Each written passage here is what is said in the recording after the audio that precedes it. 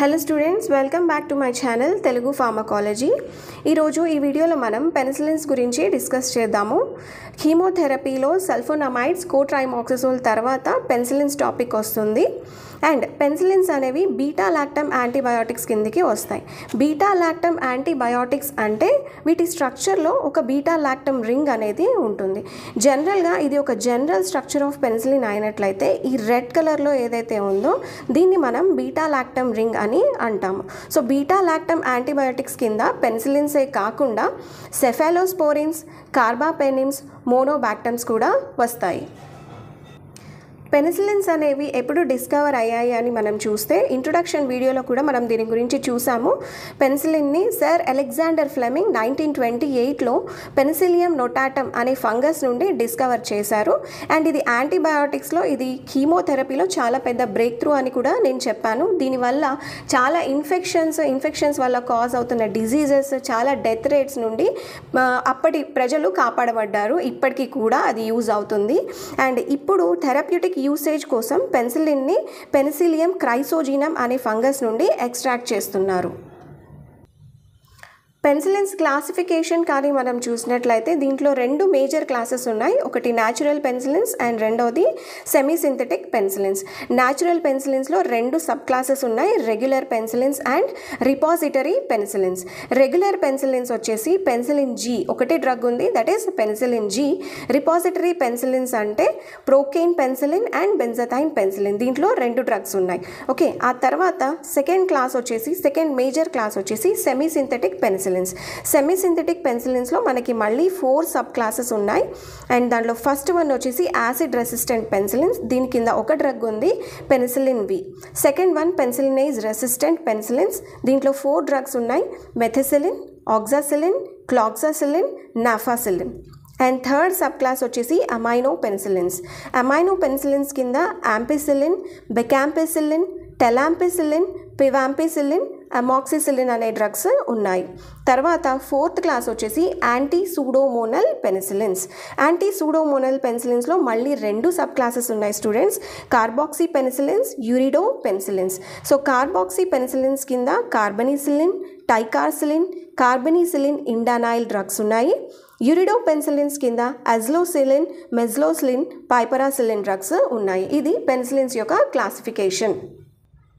Next వచ్చేసి పెనిసిలిన్స్ mechanism of action కానీ మనం చూసినట్లయితే, ఓకే, ఇది గ్రామ్ పాజిటివ్ బ్యాక్టీరియా యొక్క cell structure and cell wall. ఇది పెప్టిడోగ్లైకాన్ లేయర్ అనేది ఉంటుంది. And gram positive and gram negative బ్యాక్టీరియాలో సెల్ వాల్ వచ్చేసి ఇక్కడ ఉంటుంది. దాన్ని మనం పెప్టిడోగ్లైకాన్ లేయర్ అని అంటాము.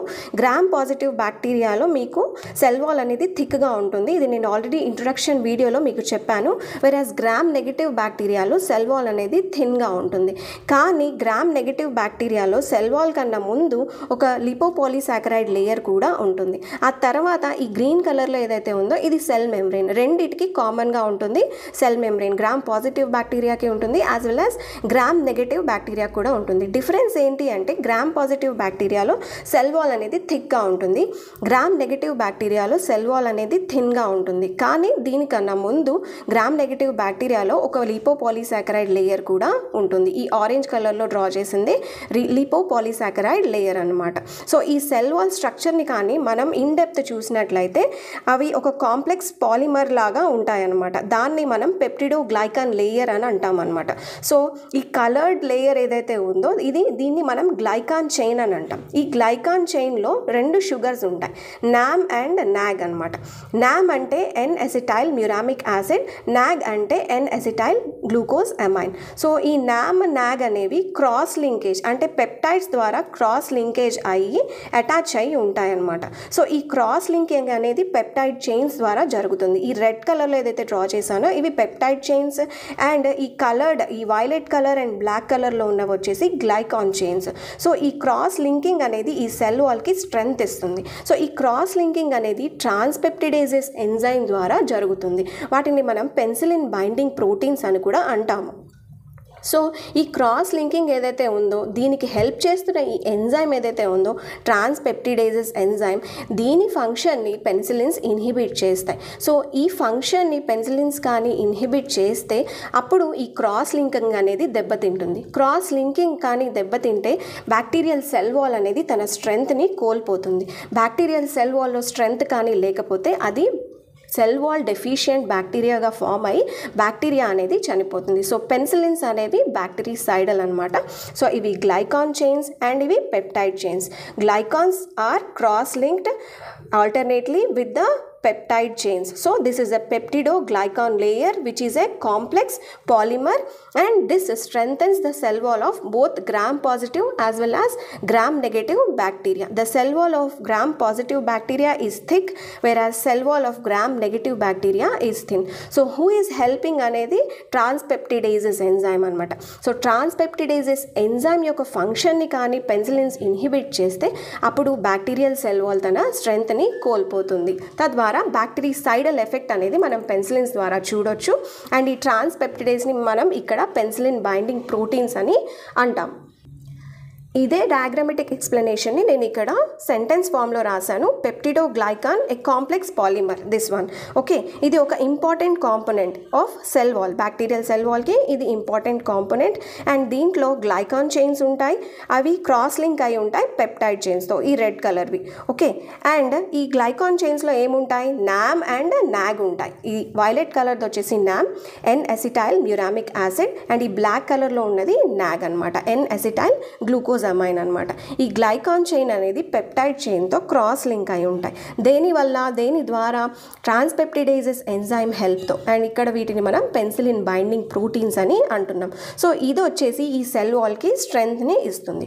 పెన్సిలిన్స్ ఏం చేస్తాయి, ఈ పెన్సిలిన్ బైండింగ్ ప్రోటీన్స్కి బైండ్ అయ్యి అండ్ వాటి సింథసిస్ని, పెప్టిడోగ్లైకాన్ లేయర్ని, దాని ఫార్మేషన్ని ఇన్హిబిట్ చేస్తాయి.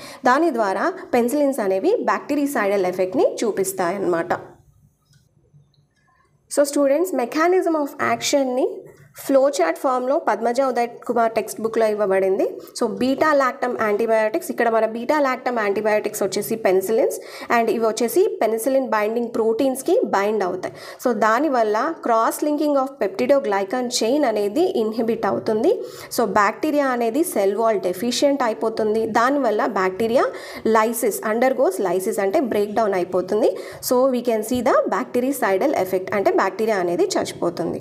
దీని తర్వాత నెక్స్ట్ వస్తున్న టాపిక్ వచ్చేసి రెసిస్టెన్స్ అనమాట. చాలా లాంగ్ టైమ్గా మనం పెన్సిలిన్స్ని కానీ ఇస్తే ఆ బ్యాక్టీరియా వాటికి రెసిస్టెన్స్ని డెవలప్ చేసుకుంటాయి. సో ఆ రెసిస్టెన్స్ అనేది 3 పాయింట్స్లో డిస్కస్ చేసుకుందాము. ఫస్ట్ రెసిస్టెన్స్ ఎలా ఫామ్ అవుతుంది అంటే ఆల్టర్డ్ టార్గెట్ ప్రోటీన్స్. సో ఇందాకలా నేను మీకు ట్రాన్స్పెప్టిడేజెస్ ఎంజైమ్ స్ట్రక్చర్ని ఇలా చూపించాను. ఒకవేళ ఈ బైండింగ్ సైట్ అనేది ఇలా ఉండాలి, లాక్ అండ్ కీ సిస్టమ్ లాగా. ఒకవేళ ఈ బైండింగ్ సైట్ అనేది తన స్ట్రక్చర్ని కానీ ఇలా చేంజ్ చేసుకుంటే, ఏదో విధంగా బ్యాక్టీరియా కానీ చేంజ్ చేసుకుంటే అప్పుడు పెన్సిలిన్స్ అనేవి ఆ సైట్లో బైండ్ అవ్వలేవన్నమాట. సో స్ట్రక్చరల్ మోడిఫికేషన్ వల్ల పెన్సిలిన్స్ అనేవి ఆ సైట్లో బైండ్ అవ్వలేవి కాబట్టి అలాగా రెసిస్టెన్స్ని డెవలప్ చేసుకుంటాయి బ్యాక్టీరియా. తర్వాత సెకండ్ పాయింట్ వచ్చేసి poor penetration of drug into the bacteria, especially in gram negative bacteria. gram negative bacteriaలో మనం పువర్ పెనిట్రేషన్ ఎందుకు చూస్తున్నాము అంటే అక్కడ మనకి సెల్ మెంబ్రెయిన్ కన్నా ముందు సెల్ వాల్ ఉంది, అండ్ దానికన్నా ముందు లిపోప్రోటీన్ లేయర్ కూడా ఉంది కాబట్టి, లిపోపాలిసాకరైడ్ లేయర్ కూడా ఉంది కాబట్టి ఇక్కడ పువర్ పెనిట్రేషన్ అనేది జరుగుతుంది. Penicillins poor penetration. పెన్సిలిన్స్ కానీ సరిగ్గా పెనిట్రేట్ అవ్వకపోతే బ్యాక్టీరియల్ సెల్లో అవి వాటి యాక్షన్ని చూపించలేవు. నెక్స్ట్ వన్ వచ్చేసి efflux of penicillin from gram negative bacteria by an efflux pump. ఇది కానీ మనం గ్రామ్ నెగటివ్ బ్యాక్టీరియా స్ట్రక్చర్ అని అనుకుంటే మనకి సోడియం పొటాషియం పంప్స్ ఉన్నట్టే బ్యాక్టీరియల్ సెల్ వాల్కి కూడా, సెల్ మెంబ్రెయిన్కి కూడా ఇలా ఎఫ్లెక్స్ పంప్స్ అనేవి ఉంటాయి. సో ఈ ఎఫ్లెక్స్ పంప్స్ ద్వారా ఏం చేస్తాయి అంటే ఇవి మనం ఇచ్చిన పెన్సిలిన్స్ వీటి ద్వారా ఇవి బయటికి పంపించేస్తాయి అన్నమాట. సో ఈ ఎఫ్లెక్స్ పంప్స్ ద్వారా పెన్సిలిన్స్ కానీ బయటికి వస్తే అవి పెన్సిలిన్ బైండింగ్ ప్రోటీన్స్కి బైండ్ అవ్వలేవు. సో వాటి యాక్షన్ని కూడా అవి చూపించలేవు. Classification, mechanism of action and resistance చూసిన తర్వాత ఒక్కొక్క టైప్ ఆఫ్ పెన్సిలిన్ ఎలాంటి ఫార్మకోకైనెటిక్స్ని చూపిస్తుంది, ఎలాంటి అడ్వర్స్ రియాక్షన్స్ని చూపిస్తుంది అండ్ వాటి యూసెస్ ఏంటో మనం చూద్దాము.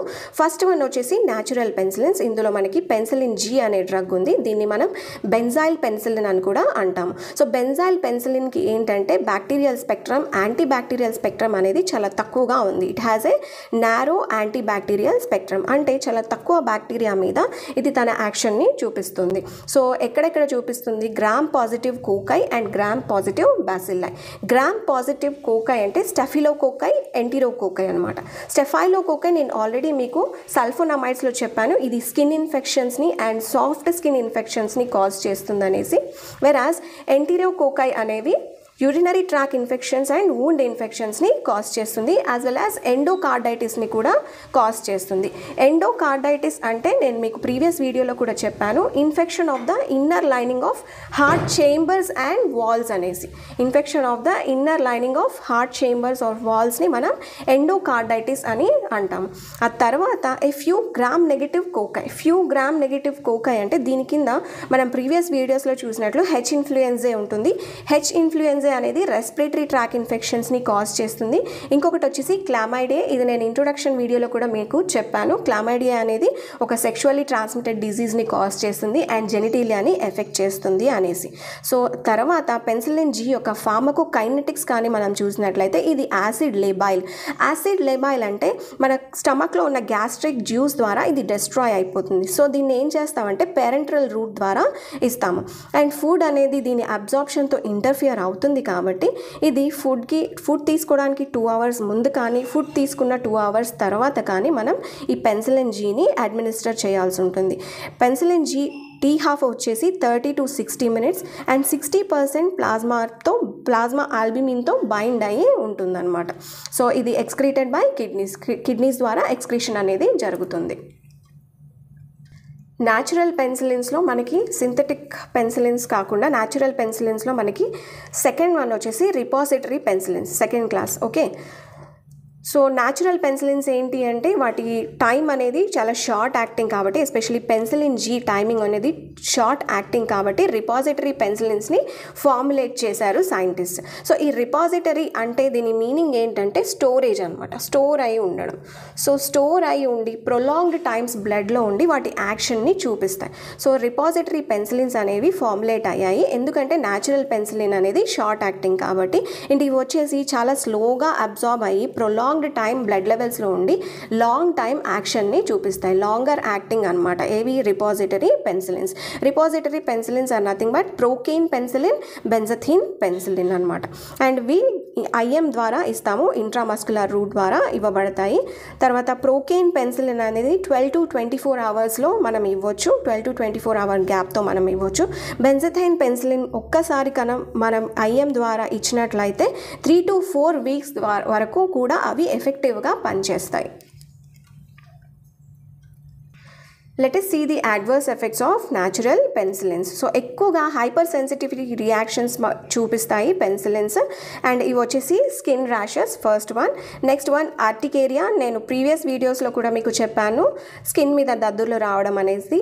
నెక్స్ట్ వన్ ప్రూరైటిస్ అంటే itching sensation. Next fever and bronchospasm and bronchial smooth muscles అనేవి ప్రొలాంగ్డ్ టైం కాంట్రాక్ట్ అయ్యి ఉంటాయి అండ్ దాని ద్వారా బ్రాంకియల్ ప్యాసేజ్ అనేది నారో అయి బ్రీతింగ్ ప్రాబ్లం క్రియేట్ చేస్తుంది, that is bronchospasm. Next one వచ్చేసి సీరం సిక్నెస్ అనేది మామూలుగా అలర్జిక్ రియాక్షనే, అలర్జీ లాగా రియాక్షన్ అనేది చూపిస్తుంది. ఇది ఎక్కువగా ఎప్పుడు చూస్తామంటే ఒక ఇంజెక్షన్, ఒక ఫారిన్ ప్రోటీన్ని కానీ సీరమ్ని కానీ ఇంజెక్ట్ చేసినప్పుడు చూస్తాము. ఎట్ ద సేమ్ టైమ్స్ ఇది పెన్సిలిన్స్కి కూడా ఒక అడ్వర్స్ ఎఫెక్ట్ అనమాట. అండ్ రేర్గా మనం ఎక్స్ఫోలియేటివ్ డర్మటైటిస్ అండ్ ఎనాఫైలాక్సిస్ని చూస్తాము. ఈ రెండు వర్డ్స్ నేను సల్ఫోనమైడ్స్ టాపిక్లో మీకు ఎక్స్ప్లెయిన్ చేశాను. ఎనీవే, ఎక్స్ఫోలియేటివ్ డర్మటైటిస్ అంటే severe inflammation on the skin surface and anaphylaxis అనేది హైపర్ సెన్సిటివ్ రియాక్షన్స్ కానీ ఎక్కువగా అయ్యి అవి ఫ్యాటల్గా అయ్యి లైఫ్ థ్రెటనింగ్ కానీ అయితే ఆ కేసుని మనం ఎనాఫైలాక్సిస్ అని అంటాం. సో అందుకే ఇవన్నీ హైపర్ సెన్సిటివిటీ రియాక్షన్స్ని పెన్సిలిన్ అడ్వర్స్ ఎఫెక్ట్స్గా చూపిస్తుంది. కాబట్టి ఫస్ట్ పేషెంట్కి ఏమైనా హిస్టరీ ఆఫ్ అలర్జీ ఉందా, లేకపోతే పెన్సిలిన్స్కి హిస్టరీ ఆఫ్ అలర్జీ ఉందా పేషెంట్కి అనేది మనం డ్రగ్ ప్రిస్క్రైబ్ చేసే ముందు చెక్ చేసుకోవాలి. అండ్ ఒక చిన్న డోస్ హ్యాండ్కి ఇచ్చేసి చెక్ కూడా చేసుకోవాలి. అయినా కానీ ఎందుకైనా మంచిది పేషెంట్స్కి కాషియస్గా మనం ఈ ఇంజెక్షన్స్ని ఇవ్వాలి. At the same time a syringe loaded with adrenaline to treat anaphylaxis should be kept ready. So anaphylaxis treat చేయడానికి అడ్రినలిన్తో సిరంజ్ని లోడ్ చేసుకొని రెడీగా పెట్టుకోవాలి. ఎందుకంటే ఈ అడ్రినలిన్ ఏదైతే న్యాచురల్ న్యూరో ట్రాన్స్మిటర్, ఇది హైపర్ సెన్సిటివిటీ రియాక్షన్స్లో ఎనాఫైలాక్సిస్ రియాక్షన్స్లో ఇది ఒక యాంటీడోట్ అంటే విరుగుడుగా పనిచేస్తుందన్నమాట. నెక్స్ట్ వచ్చేసి న్యాచురల్ పెన్సిలిన్స్ యూజెస్ ఏంటో చూద్దాము. పద్మజ ఉదయ్ కుమార్ టెక్స్ట్ బుకే దీనికి ఒక నిమోనిక్ని ఇచ్చింది, Padma stops syphilis and leptospirosis అనేసి. సో ఒకదాని తర్వాత ఒకటి ఈ యూజెస్ని మనం in the form of mnemonic చూద్దాము. ఓకే, ఫస్ట్ వన్ వచ్చేసి న్యూమోకోకల్ ఇన్ఫెక్షన్స్. న్యూమోకోకల్ ఇన్ఫెక్షన్స్ అంటే లంగ్స్కి కాజ్ అయ్యే ఇన్ఫెక్షన్స్ అనమాట. సో నెక్స్ట్ వన్ వచ్చేసి anaerobic ఇన్ఫెక్షన్స్. ఈ anaerobic ఇన్ఫెక్షన్స్ అనేవి anaerobic బ్యాక్టీరియా వల్ల వస్తాయి. anaerobic ఇన్ఫెక్షన్స్లో మనం abscesses అంటే పస్ ఫార్మేషన్ అండ్ నెక్రోసిస్, సెల్ డెత్ని మనం చూడొచ్చు. నెక్స్ట్ వన్ వచ్చేసి డిఫ్టీరియా. డిఫ్టీరియా అనేది కొరినోబాక్టీరియం డిఫ్టీరియా వల్ల వస్తుంది.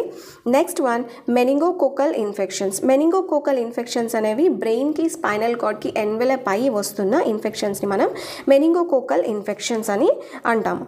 Next one యాక్టినోమైకోసిస్. యాక్టినోమైకోసిస్ అనేది ఈ డిజీజ్ ఫేస్ అండ్ నెక్ని ఎఫెక్ట్ చేస్తుంది. And at the same time prolonged cough and shortness of breath, chest pain కూడా మనం ఈ డిజీజ్లో చూడొచ్చు.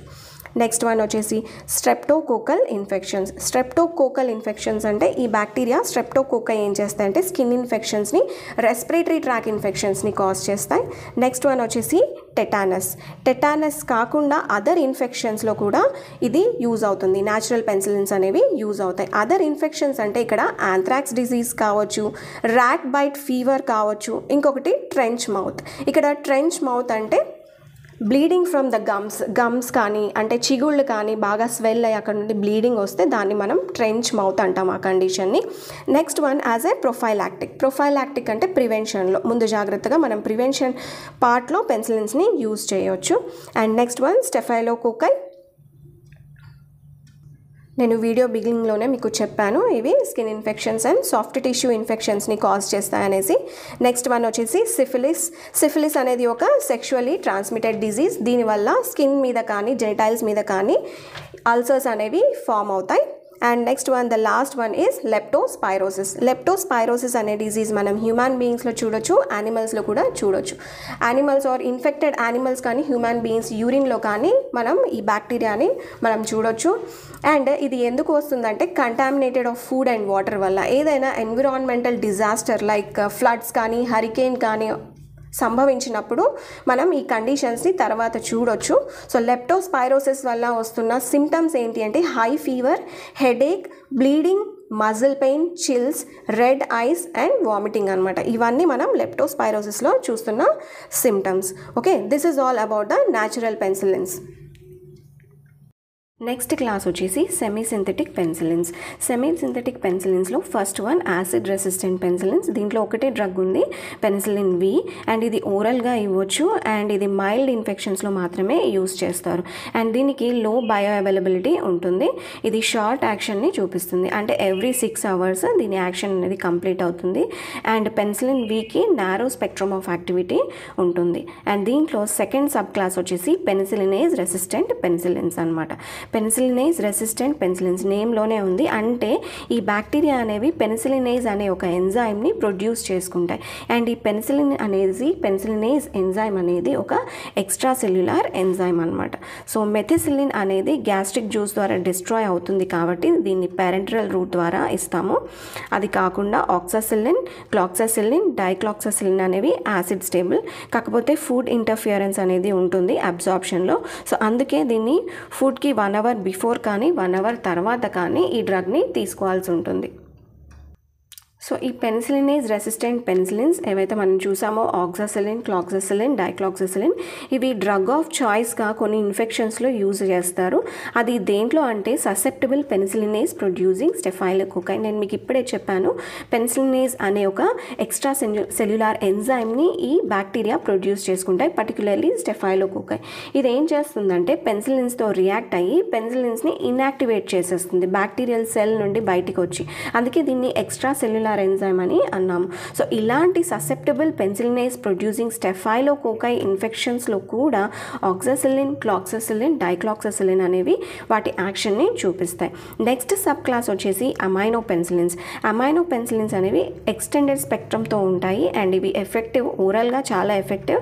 అండ్ ఇందులో యాంపిసిలిన్ గురించి మనం చూసినట్లయితే it is effective against both gram positive and gram negative organisms. అందులో ఎగ్జాంపుల్స్ వచ్చేసి streptococci, meningococci, pneumococci and H. influenzae. Also very effective against E. coli, Proteus, Enterobacter, Salmonella, Shigella and Klebsiella. ఈ అన్ని micro ఆర్గానిజమ్స్కి సంబంధించిన infections గురించి మనం previous వీడియోస్లో already discuss చేసాము. But ఇందులో క్లెబ్సియల్లా అనేది ఒక గ్రామ్ నెగిటివ్ బ్యాక్టీరియా అండ్ ఇది న్యూమోనియాని కాజ్ చేస్తుంది అండ్ వూండ్ ఇన్ఫెక్షన్స్ని కూడా కాజ్ చేస్తుంది. ఇక్కడ సర్జికల్ సైట్స్లో కూడా ఇది ఇన్ఫెక్షన్స్ని కాజ్ చేస్తుంది. యాంపిసిలిన్ ఫార్మకోకైనెటిక్స్ కానీ మనం చూసినట్లయితే యాంపిసిలిన్ అనేది acid stable, it is well absorbed orally and IM injection ద్వారా పీక్ లెవెల్స్ అచీవ్ చేయడానికి 60 minutes ఆఫ్ టైం అంటే 1 hour ఆఫ్ టైం పడుతుంది అండ్ ఇది ఎక్స్క్రీషన్ అనేది కిడ్నీస్ ద్వారా జరుగుతుంది. అండ్ యాంపిసిలిన్ అడ్వర్స్ ఎఫెక్ట్స్ చూసినట్లయితే ఇట్ కాజెస్ డయేరియా అండ్ ఇది చాలా కామన్ అండ్ స్కిన్ ర్యాషెస్ని కూడా కాజ్ చేస్తుంది. యూజెస్ వచ్చేసి respiratory tract infections, urinary tract infections, meningitis, typhoid and septicaemia. Septicaemia అనేది body's extreme response for infections అనమాట. అంటే బ్లడ్ పాయిజనింగ్ అని కూడా అంటాం దీన్ని మనం. సో బాడీ అనేది ఎక్స్ట్రీమ్గా రెస్పాండ్ అవుతుంది బ్యాక్టీరియల్, వైరల్ ఆర్ ఫంగల్ ఏదైనా ఇన్ఫెక్షన్కి. సో ఆ కండిషన్ని మనం సెప్టికేమియా అని అంటాము. ఇదే కాకుండా బ్యాసిలరీ డిసెంటరీ మనం ప్రీవియస్ వీడియోస్లో కూడా చూసాము. ఇది గ్యాస్ట్రో ఇంటెస్టైనల్ ట్రాక్ ఇన్ఫెక్షన్స్ని కాజ్ చేస్తుంది. And bacterial endocarditis. ఎండోకార్డైటిస్ గురించి మనం ఈ వీడియోలో కూడా చెప్పుకున్నాం. Inflammation of inner lining of heart chambers and walls అనేసి. పెన్సిలిన్స్లో యాంపిసిలిన్ తర్వాత నెక్స్ట్ వస్తున్న డ్రగ్ బెకాంపిసిలిన్. బెకాంపిసిలిన్ అనేది ఒక ప్రో డ్రగ్, అంటే ఇన్యాక్టివేటెడ్ ఫామ్లో ఉంటుంది. దీనికి ఎలాంటి ఫార్మకలాజికల్ యాక్షన్ అనేది ఉండదు. బట్ వన్స్ బాడీలో మెటబలైజ్ అయిన తర్వాత ఇది యాక్టివేటెడ్ ఫామ్లోకి వస్తుంది అనమాట. దీనికి better absorption and longer acting properties ఉన్నాయి.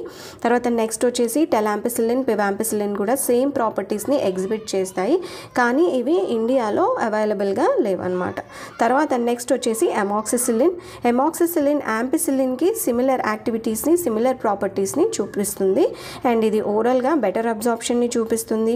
ఫుడ్ అనేది అబ్జార్ప్షన్తో ఇంటర్ఫియర్ అవ్వదు అండ్ హై బ్లడ్ లెవెల్స్ అనేవి చూడొచ్చు ఓరల్ అడ్మినిస్ట్రేషన్ తర్వాత. డయేరియా అనేది సైడ్ ఎఫెక్ట్గా ఇది రేర్ అనమాట. కానీ అమాక్సిసిలిన్ అనేది ఎక్కువగా షైగెల్లోసిస్ అనే డిజీజ్లో యూజ్ అవుతుంది. దీంట్లో యాంపిసిలిన్ అనేది అంత ఎఫెక్టివ్ కాదు కాబట్టి సో అమాక్సిసిలిన్ అనేది ఎక్కువగా ప్రిఫరబుల్.